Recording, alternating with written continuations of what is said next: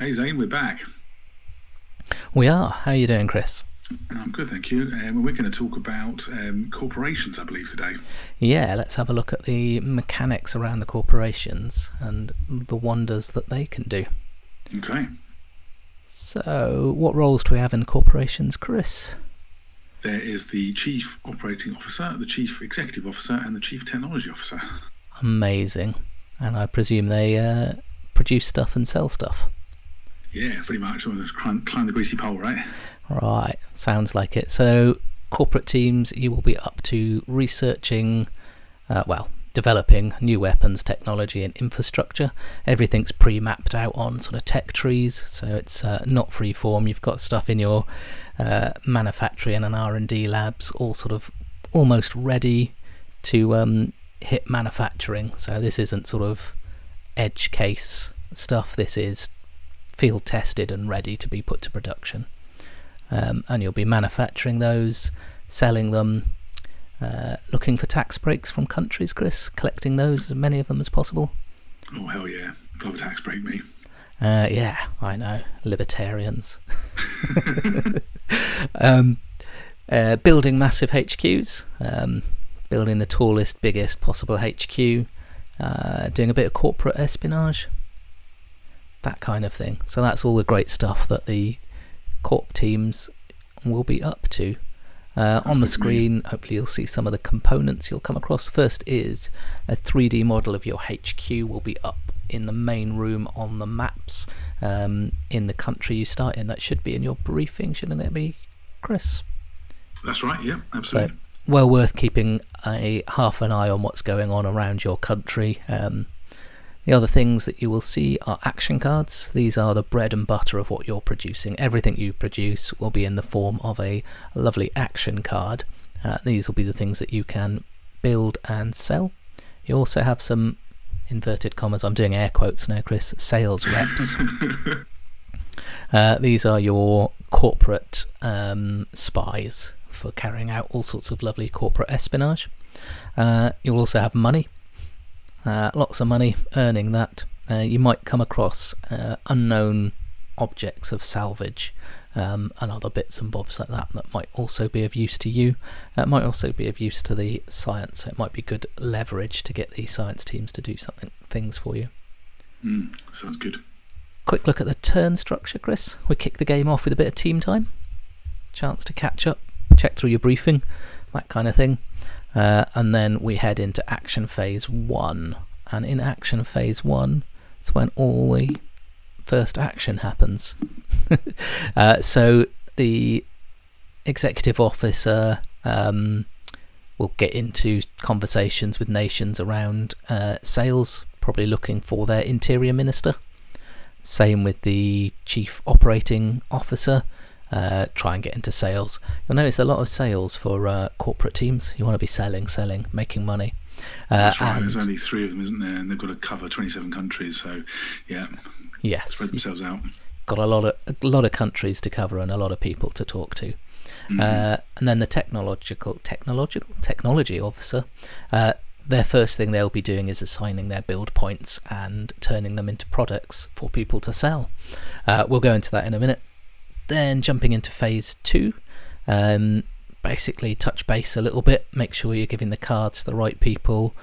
Chief Operating Officer can go off and conduct espionage either at the map or probably worth talking to the corporate plot facilitator first about where best to do that corporate espionage. And the technological officer, I can't say that, can I, Chris? Technology officer should be properly liaising with the science players and possibly nations on other research priorities. And then our lovely phase, action phase 3, the chief operating officer can upgrade the HQ, talk about share price and invest in more share buyback with the mechanical facilitator. You can see the little share thing on my left, and we'll talk about that in a minute. And in phase 3, the chief technology officer decides on which node to unlock in their R&D trees. And the chief operating officer will probably try and sell more stuff. It's all about sales. all about sales and stock markets. So Oh yeah. probably the most important thing is the stock market and your share points. This will show who really is the best corporation. So there will be a meter by meter board. It will look very similar to what we've got on the screen here. And each turn you will be able to do lots of things to improve your share points. And this includes bringing new tech to market, getting hold of those tax breaks we talked about, getting hold of mining and logging rights from some countries, improving your HQ can also do it, sponsoring the Olympics. Remind me to talk about the Olympics at the end, Chris. Will do. Completing some of your lovely secret objectives might do it as well. Getting some positive press, looking like a good company. Always improves your stocks, and probably the easiest way, or not easiest way, but one of the biggest ways, buybacks as well. So you can actually invest any spare cash in your pockets into your share point. The amount it costs depends on where your share point currently is. So the higher your share point is, the more expensive it is to do share point buybacks. It also, like everything, Chris, your investments can go up, down as well as up. I hope you're aware there's a caveat. Yeah, it's horrifying to me, but yes, I do. I'm aware of it. Yes. So if you lose some of the things that we spoke about, so you lose your tax breaks, don't fulfill commitments, get your HQ damaged, home nation that your HQ's in collapses, negative press, those are the kind of things that can drop your share point down. Okay. There's a handy little chart both on the SharePoint thing and in the book about how much those buybacks cost at different share points. Let's talk about the HQ. So your lovely shiny high-rise office. You can upgrade this in the game by simply paying for an upgrade. Each upgrade represents a level in height. So imagine these as you building a higher and a higher HQ, Chris. So the more you've got, the taller it is, and the more people can see how wonderfully well you're doing as a corporation. It's also where you note down your total build points and your total R&D points. And if you get damaged, it's where you note down that you're damaged until you fix your HQ. When you go up a level, Chris, you get to pick an upgrade to go in that little slot. So each time you go up, you see there's 4 levels you can go up, and you can get 4 different upgrades, but some of the upgrades are limited. So if you want corporate lounge, Chris, you can only upgrade 2 corporate lounges. Okay. And can I choose anything from that list? I don't have to go in the order that's shown. No, you can, anything you want at any point. But obviously some of them only have 1, so once you've chosen it, that's it. You don't get to get it later. So you can only turn it into a militarised HQ once, Chris. It can't be multiple HQs. Double military. Double military is a single military base.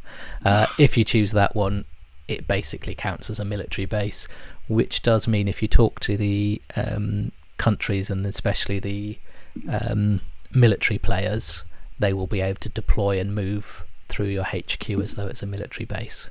So very exciting. Sounds dangerous.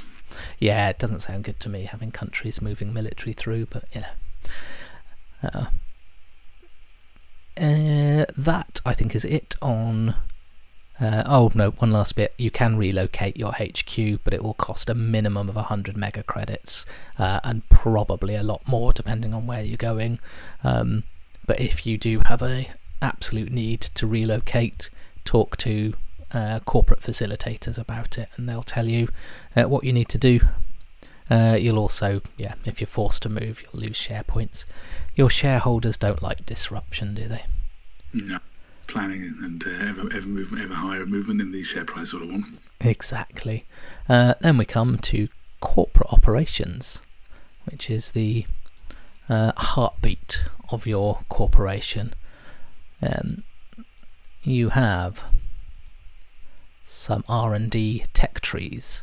So there are 6 starting tech trees, and there are 4 advanced ones, which are currently redacted at the bottom there, Chris, so you can't have a sneaky peek at them, I'm afraid. Oh, I really want to know what's under the redacted sections. You can't. Sorry, not till you research them. First thing you need to think about is what you want to research. You'll start the game with some of them ready researched. So at the top, let's just zoom in on telecoms. They have a little dot at the top which will be marked off. Check in your starting briefings that the right ones have been marked off. We're only human, Chris, and can't always get everything right, but just double check that the right ones are ticked for you. And you can tick more depending on this little figure called total R&D on your HQ, and that can be improved with upgrades and increasing your HQ. So you will automatically get them at some levels, and you can buy new ones. But you'll start with at least one R&D point per turn, which means in phase 3 of every turn you can tick a new node. These nodes aren't linked at all, Chris, so you can pick any node off any of your unlocked tech trees. Okay. So it doesn't have to be in a row, doesn't have to go top to bottom. The only exception are these ones with a padlock on. You can't get into those, Chris. Sorry. I like padlock ones. You can't get smart minefields, I'm afraid, until you get a special breakthrough card from the science game. So in part of the science game they will produce some breakthrough cards, and they will say something along the lines of use this card to bypass a lock on munitions. So I should go and talk to the friendly scientists then? Yes, let them know that there's stuff you'd like to get hold of. They might not know directly how to get it, but they might find that they get them indirectly by researching other things, or possibly by directly researching them. The other way you can research, Chris, is you can use corporate espionage. Don't tell everyone, but you can actually steal research from other corporations. Really? Or you can ask the scientists to reverse engineer someone else's produced card. So if you get hold of a card, an action card that you haven't researched yet, and you go and give it to a scientist and ask them to reverse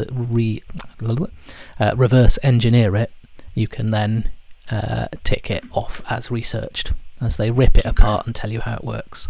Obviously I could lose the card in the process. Yes, you should lose the card in the process, but so there are ways to get it that increase. And then you're probably thinking, Chris, how do I get to these redacted ones, these juicy advanced ones? So That's right. Each one of these needs you to unlock 2 of these ones above. So let's take advanced satellites.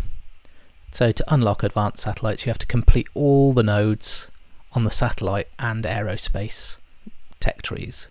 So you have to have ticked all 5 of those ones, and all 5 of the, that's not,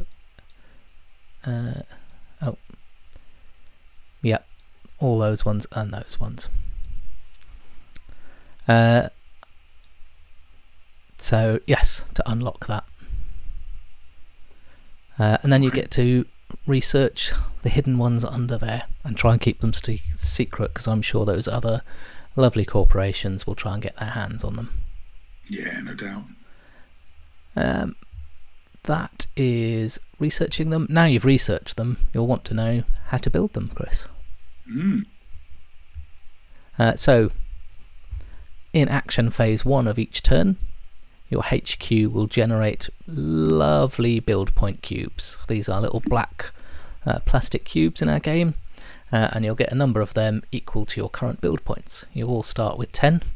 So you have 10 juicy build points, and at the bottom of each one of these cards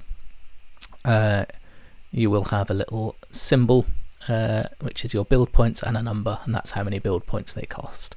So if you want to build mercenary companies, it costs 2, and you can build multiple of the same card, Chris. So if you want, you could build 5 mercenary companies and go off and sell them. Okay.